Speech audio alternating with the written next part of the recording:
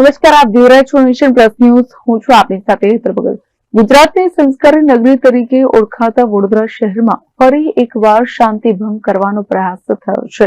શહેરના ન્યાય મંદિર વિસ્તારમાં આવેલા ભગતસિંહ ચોક નજીક દુધવાલા મોહલ્લામાં ગઈકાલે રાત્રે 11:30 વાગ્યે ગાડીના હોર્ન વગાડવાની નજીવી બાબતે બે કોમના લોકો આમને સામને આવી ગયા હતા, જેના કારણે ભારે બબાલ સર્જાઈ હતી.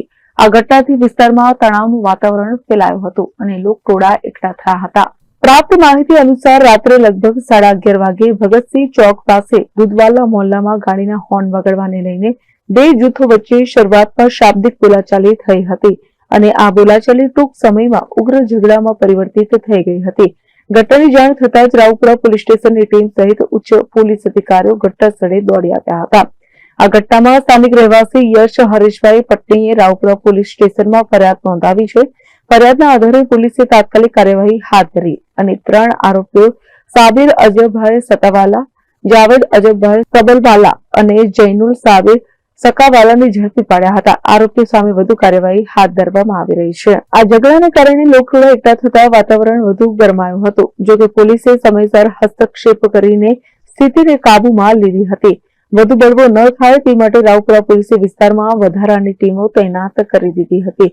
સ્થાનિક કોર્પોરેટરો પણ ઘટનાસ્થળે પહોંચી ગયા હતા અને લોકોને શાંતિ જાળવવા અપીલ કરી હતી. તો આ સમગ્ર ઘટના અંગે ભોગ બનનારની બહેને જણાવ્યું હતું કે મારા ભાઈ અને ભાભી બાઇક પર ફરવા નીકળ્યા હતા ત્યાં બે વ્યક્તિઓએ ગાડીનો હોર્ન વગાડ્યો હતો. મારા ભાઈએ તેમને કહ્યું કે ભાઈ આગળ ટ્રાફિક છે, જગ્યા થાય એટલે હું ખસી જઈશ.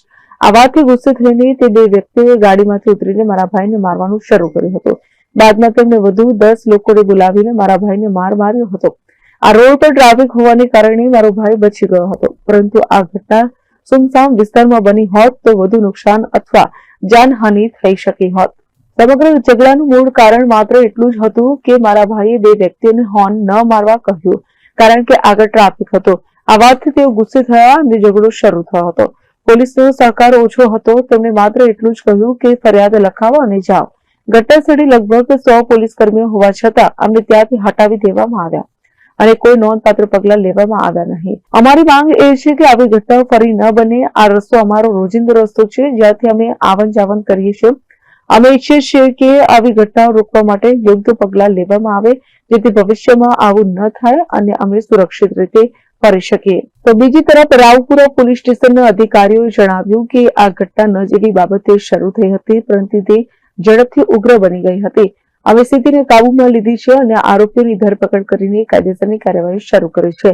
શહેરમાં શાંતિ જળવાય તે માટે અમે પૂર્ણ પ્રયાસ કરી રહ્યા છીએ. પોલીસે આરોપીઓ સામે કાયદેસરની કાર્યવાહી કરી વધુ તપાસ હાથ ધરી છે. શહેરમાં શાંતિ જળવાય અને આવી ઘટનાઓ ન બને તે માટે પોલીસે વિસ્તારમાં પેટ્રોલિંગ વધાર્યું છે. સ્થાનિક વહીવટીતંત્ર અને સમાજના આગેવાનો લોકોને શાંતિ અને સંયમ જાળવવા અપીલ કરી રહ્યા છે. આ ઘટનાએ વડોદરા શહેરની સંસ્કારી નગરીની છબી પર ફરી એકવાર પ્રશ્નાર્થ ઉભો કર્યો છે. બે વાહન ટચ થઈ ગયા હતા, એ બાબતે થોડી માથાકૂટ થઈ હતી અને અત્યારે ફરિયાદીને રાવપુરા પોલીસ સ્ટેશનમાં લઈ ગયા છે અને તેની ફરિયાદ લેવાનું કામગીરી હાલમાં ચાલુ છે અને જે સીસીટીવી ફૂટેજને ચેક કરવાનું છે તે હાલમાં ટીમ બનાવીને અમે ચેક કરાવી રહ્યા છીએ.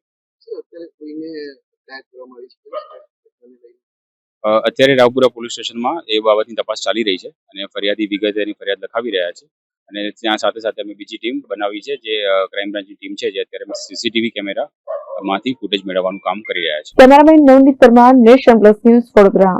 સમાચારોના સતત અપડેટ મેળવવા માટે અમારી નેશન પ્લસ ન્યૂઝની યુટ્યુબ ચેનલને સબસ્ક્રાઇબ કરો, બેલ આઇકન દબાવો અને જોડાયેલા રહો ફેસબુક, ઇન્સ્ટાગ્રામ અને ટ્વિટર પર.